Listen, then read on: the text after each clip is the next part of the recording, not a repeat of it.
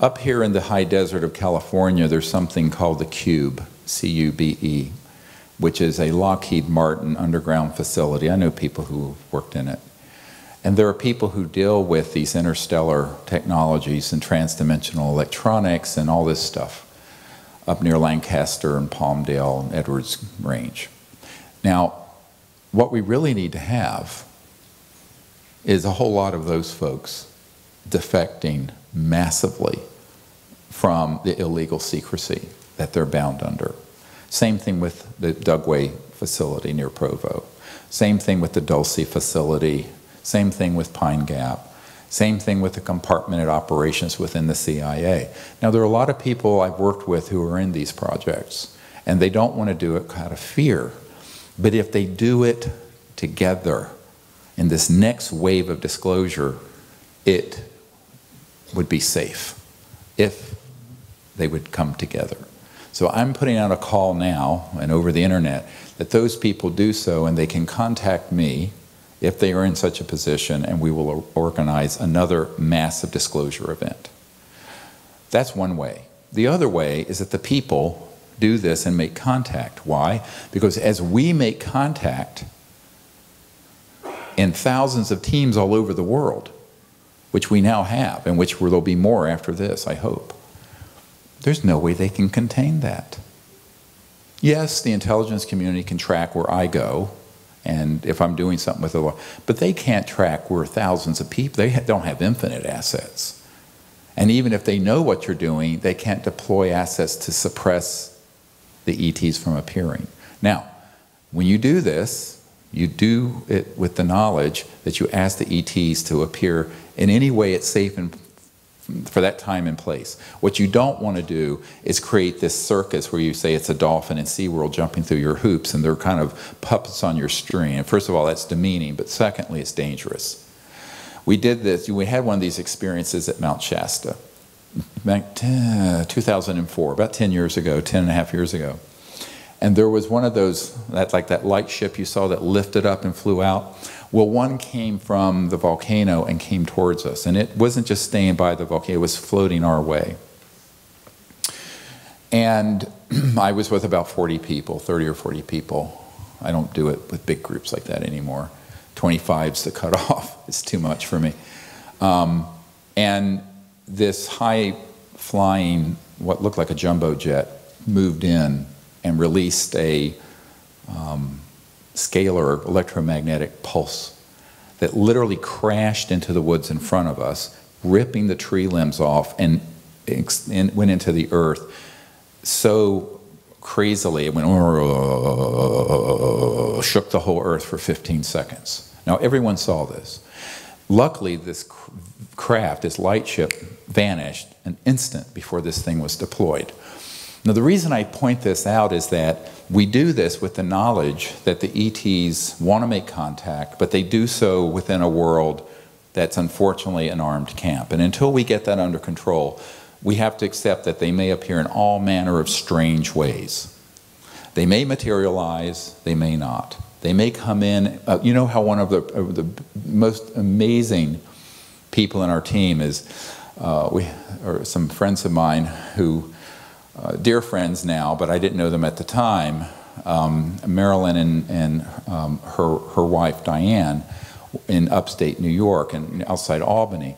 And one of them, I can't remember which one, they had a smartphone, and not an iPhone. And they had read Hidden Truth, Forbidden Knowledge, and suddenly on their smartphone, an ET sphere ship started appearing, just spontaneously, and would appear and disappear.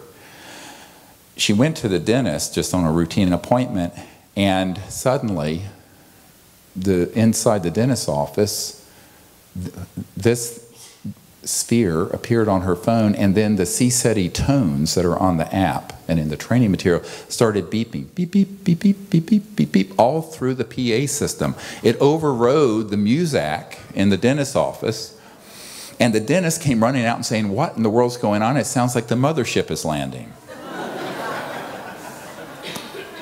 And finally, Diane and Marilyn said, we've got to go to one of these expeditions with Dr. Greer, and they came to the Outer Banks, where you saw what happened. So if you open this up now, so there's all kinds of strange ways that these interstellar transdimensional civilizations will contact you. But don't get rigid in what you're expecting, because anything is possible, and full materialized craft are, and they can land. But they'd have to slip through and do it at a point in time and space where there's not the risk of being targeted, which unfortunately is the case. A lot of the work I do when I go to meetings at the CIA and Pentagon is to beg them to stop these programs, but most of the people you meet with don't know about them.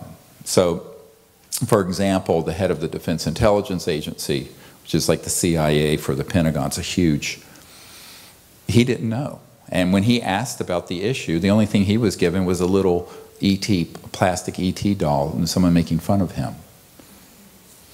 Same thing with the head of intelligence for the Joint Chiefs of Staff. Same thing for the president, and same thing for John Podesta, who, as you know, recently left the White House and tweeted his big regret was that he couldn't affect UFO disclosure. This is the senior counsel to the President of the United States. So what you have to realize is that this has now landed squarely in the lap of who? No, not me. We, all of us together.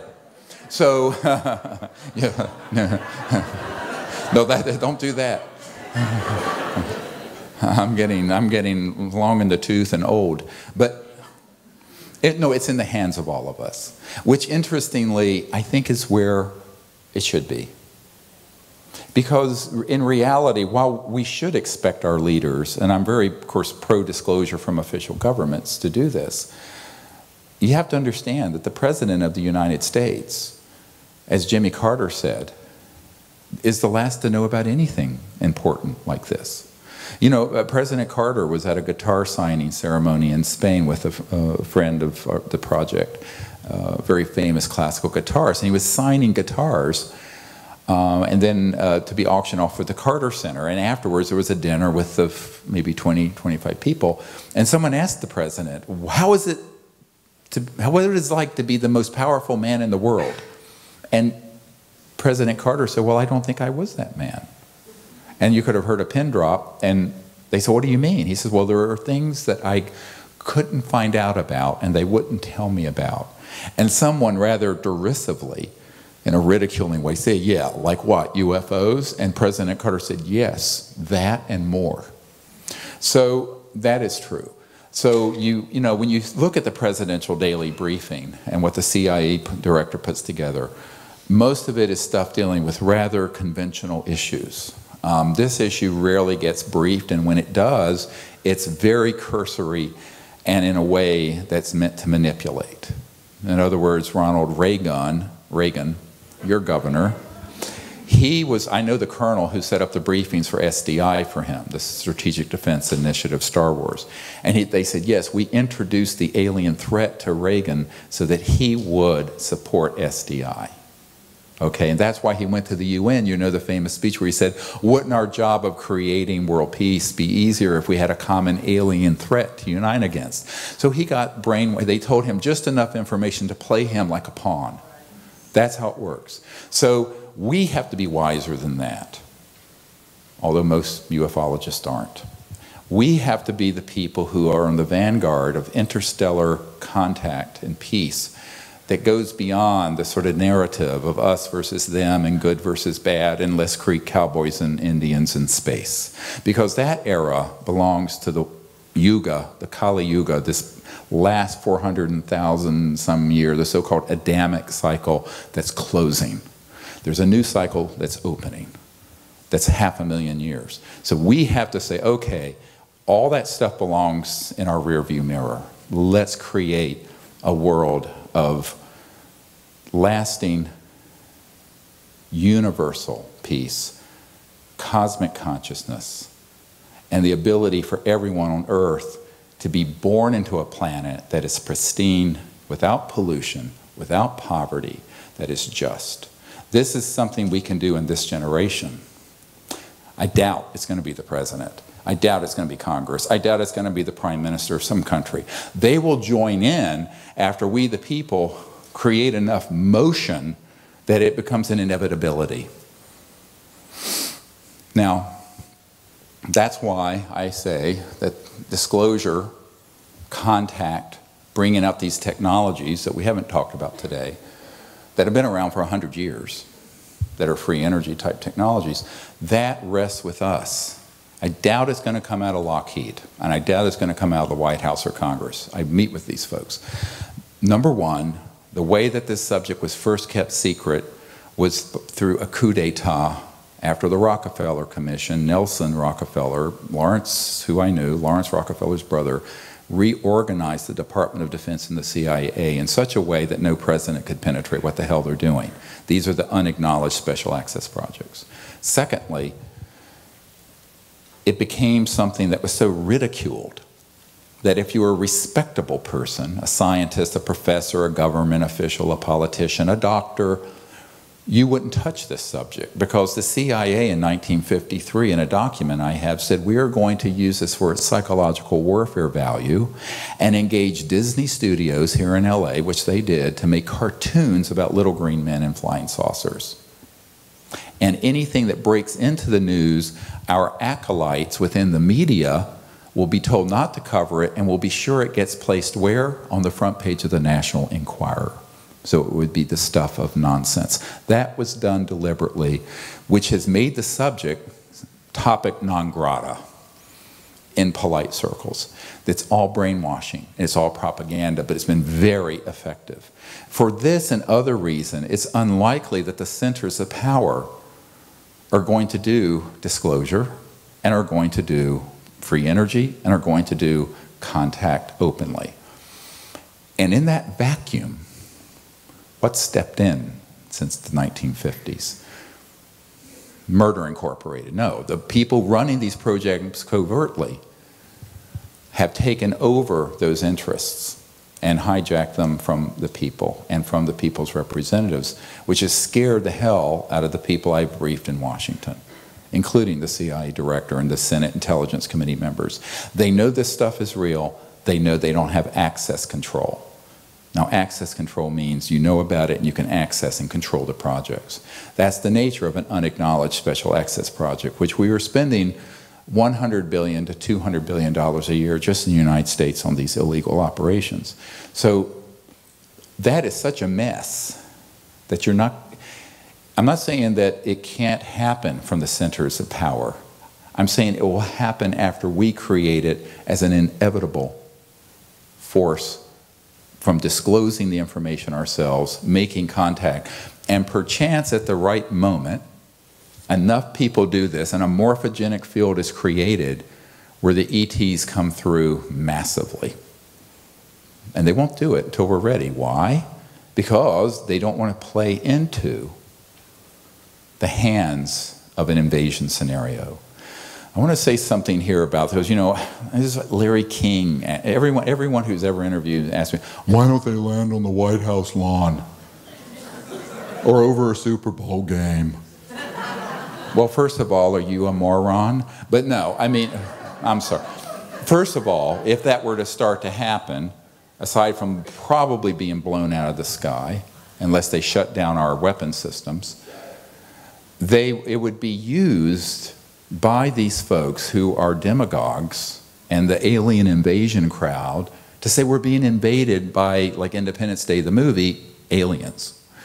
So that kind of an event, that's a very frontal event, could be spun in the very direction that they're trying to avoid.